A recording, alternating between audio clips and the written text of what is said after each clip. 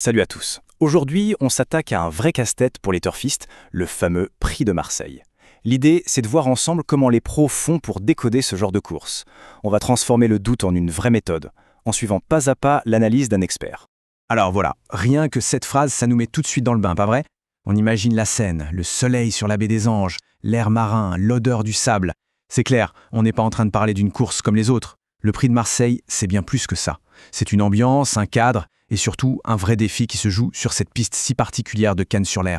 Et c'est bien ça le truc. Face à une course pareille, on peut vite se sentir dépassé. Tellement de partants, tellement de paramètres, ça ressemble à une équation insoluble. Mais en fait, il faut voir ça autrement. C'est une énigme.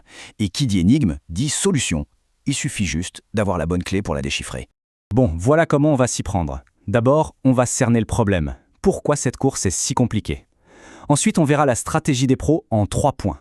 Puis comment choisir les bons chevaux, quel état d'esprit adopter, et pour finir, comment assembler tout ça pour construire un pari qui tient la route. Allez, on attaque. Première partie, la course en elle-même. Et pour ça, il faut commencer par la base, le terrain. Pour comprendre cette course, il faut comprendre la piste. Et à Cagnes, en hiver, croyez-moi, elle a quelque chose de très, très spécial. Voilà le mot magique, PSF. Piste en sable fibré. C'est vraiment la clé de voûte de toute l'analyse. Cette surface, c'est un truc de spécialiste. Les chevaux qui ont déjà brillé, ils ont un avantage énorme, parce que c'est un effort complètement différent. Oubliez ce détail, c'est un peu comme se lancer dans un marathon sans avoir la moindre idée du parcours. On part avec un boulet au pied, c'est garanti. Maintenant, on entre dans le vif du sujet, le cœur de la stratégie. Il faut bien comprendre qu'un pro, il ne va jamais miser sur un seul cheval au pif. Non, il construit quelque chose de bien plus malin. Une sorte de portefeuille de paris. Un mélange subtil entre des choix sûrs et des paris un peu plus osés.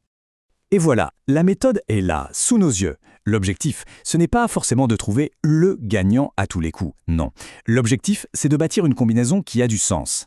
D'un côté, les bases solides, pour assurer, au milieu, les outsiders, pour aller chercher de la valeur, et enfin, les tocards, eh bien, c'est pour le coup de poker, celui qui peut faire sauter la banque. Chaque type de cheval a un rôle à jouer. Ok, la théorie, c'est bien beau, mais concrètement, comment on fait? Comment on les repère, ces chevaux? C'est ce qu'on va voir tout de suite en décortiquant les critères pour chaque catégorie. Pour les bases solides, le mot d'ordre, c'est fiabilité. On cherche un cheval qui a déjà montré qu'il adore cette piste en sable. Et puis, il y a ce détail qui n'en est pas un Cagnes, le numéro de corde. Partir tout à l'intérieur, c'est de l'or en barre. Ça permet de ne pas griller d'énergie bêtement. Le but ici, c'est pas de trouver la perle rare, mais de trouver un pilier, un roc sur lequel construire son pari. Ah, les outsiders. C'est là que le travail de détective commence. Il faut apprendre à lire entre les lignes pour dénicher le potentiel que les autres n'ont pas vu. Prenez le cheval à noter. C'est le cas typique du cheval qui a super bien fini sa dernière course, mais trop tard pour accrocher une place. Son classement brut est mauvais, mais sa performance est excellente. Et puis, un conseil de pro. Gardez toujours un œil sur les entraîneurs du coin.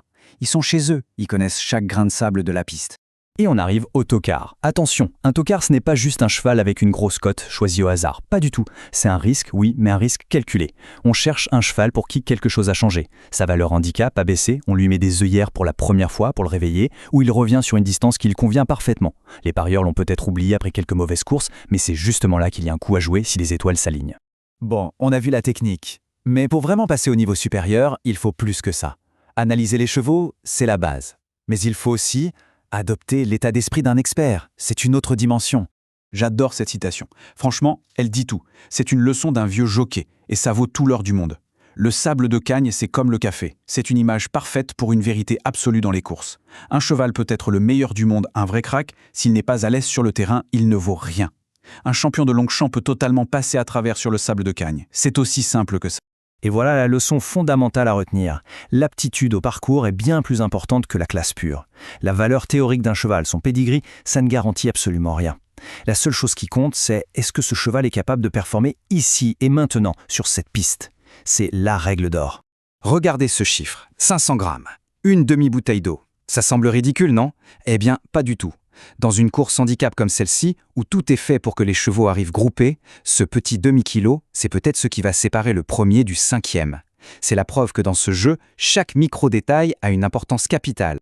Alors là, on se demande quel est le rapport Singapour et les courses de chevaux, ça sort un peu de nulle part. Et pourtant, vous allez voir, l'analogie utilisée par notre expert est incroyablement pertinente pour comprendre l'état d'esprit du gagnant. Le parallèle est bluffant en fait. Le succès incroyable de Singapour, c'est quoi? C'est de la rigueur dans la planification, une préparation sans faille et une vision à long terme. Eh bien, pour gagner aux courses, c'est exactement pareil. Il faut être rigoureux dans son analyse, préparer sa course, avoir la vision pour repérer la valeur là où les autres ne la voient pas, et surtout, ne jamais céder à l'émotion. Il faut aborder le pari comme un investisseur, pas comme un simple joueur. Ok, on a la méthode. On a le bon état d'esprit, maintenant il ne reste plus qu'à assembler le puzzle. Comment on transforme toute cette réflexion en un ticket de jeu concret, intelligent? Voilà 3 stratégies de jeu possibles. D'abord, le quintet en champ réduit. C'est sans doute l'approche la plus équilibrée, celle qui permet de mixer nos bases solides, nos outsiders et même un tocard. C'est la plus stratégique. Ensuite, le couplet, gagnant ou placé. Là, c'est plus direct. C'est le pari idéal si on a une conviction très forte sur 2 chevaux en particulier. C'est plus risqué, mais ça peut payer plus.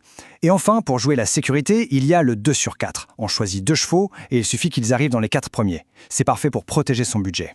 Le truc, c'est de ne pas s'enfermer dans une seule formule, mais de choisir la plus adaptée à la course du jour. Et on termine avec ce conseil qui est peut-être le plus important. Il faut toujours se rappeler que le turf, c'est un art, pas une science exacte. On peut faire toutes les analyses du monde. À la fin, ce sont des êtres vivants qui courent. L'imprévu, ça fait partie du spectacle. C'est même ce qui fait tout son charme. Le bon parieur est avant tout un parieur humble. Au final, la course est lancée. Et la question qui se pose à chacun est toujours la même. Est-ce qu'on parie avec sa tête ou avec son cœur? L'analyse, la méthode, tout ça nous donne les outils de la raison. Mais il y a toujours cette petite voix, l'intuition. Le vrai défi, il est là. Trouver le juste équilibre entre la logique froide du parieur et la passion qui nous fait vibrer devant ce spectacle unique.